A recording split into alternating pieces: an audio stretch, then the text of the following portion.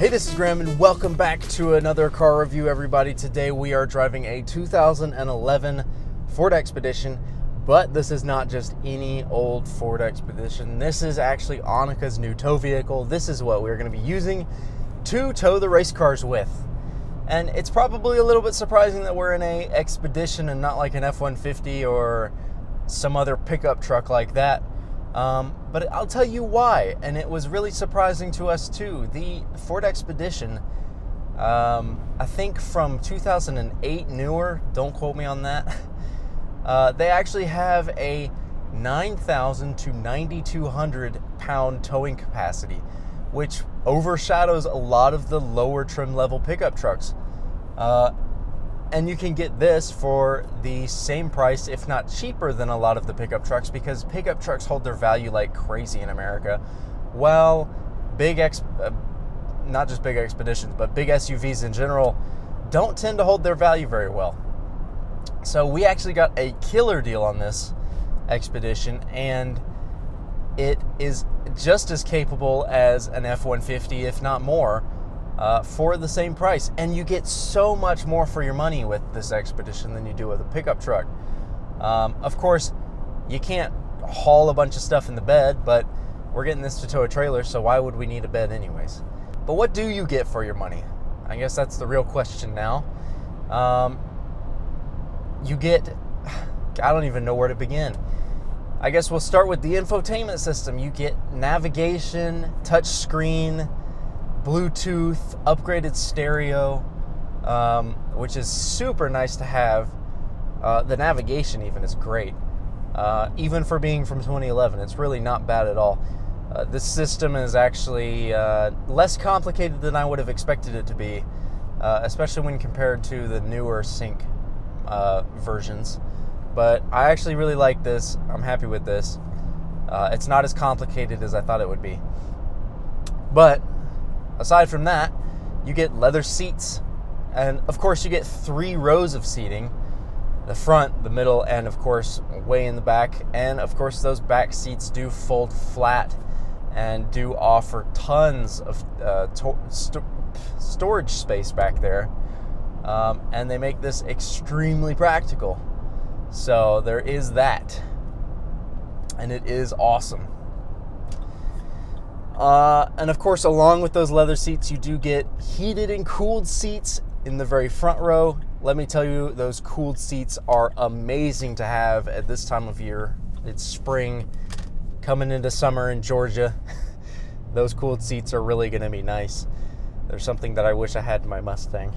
And then not of course, but believe it or not, the second row of seats are actually heated, so your passengers can have nice warm bottoms in the chilly months of the year.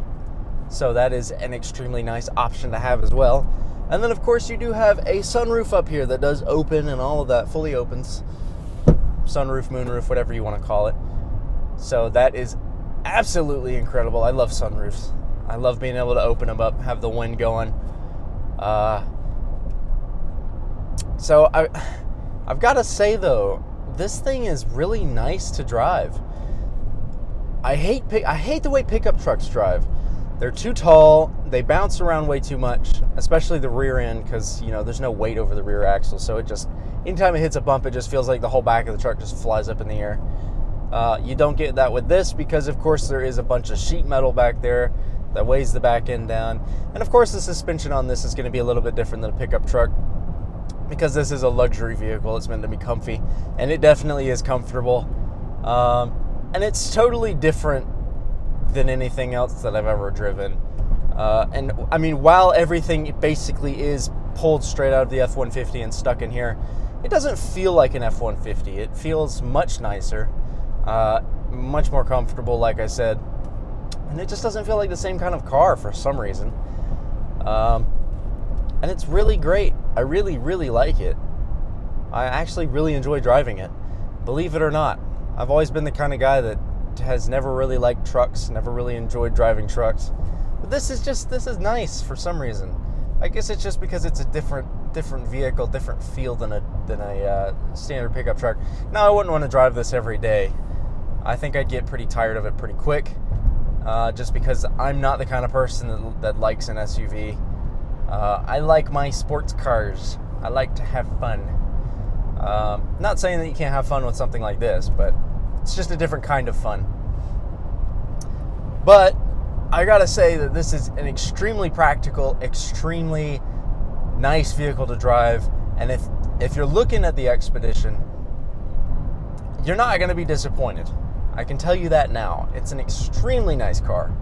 I mean, it's kind of weird. It's got features that, like the S4 that I reviewed, the 2015 S4 that I reviewed. This thing has options that doesn't have. And granted, this is used, and it's also 4 years older. I would say that for the money, you're getting a pretty dang good deal if you buy this Expedition. Of course, you don't get the performance. You do get a 5.4 liter V8 though, which, while it's a little less powerful than some V8s, a little underpowered in my opinion, it does have that sound. It does have that nice V8 rumble. And of course, it is very torquey. It's meant for work, and it's meant for being luxurious and not necessarily meant to be powerful. So it's tuned less for horsepower, tuned more for torque, because it's meant to work. It's meant to be able to tow. So it does that very well. I think it's only just over 300 horsepower, but it's significantly higher in torque. And it does actually have a little bit of get up and go, despite how despite how heavy this thing actually is. It does actually move pretty well. And this is rear-wheel drive, but there are four-wheel drive options out there. We don't really need four-wheel drive, so it's fine that we don't have it. But it is nice to have an SUV now, something that we can use just to kind of like use for work, use for hauling stuff around. Just makes it a lot easier on us.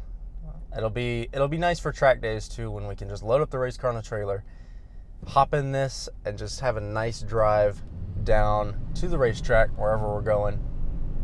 So I gotta say though, it's a great truck. It's a great truck. I'll call it a truck because it is built on an F-150 chassis. But yeah, I don't really have much bad to say about this thing. I mean, it's a very nice vehicle. There's not a lot wrong with it. But I hope you guys enjoyed this review.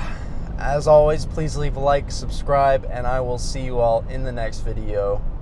As always, take it easy.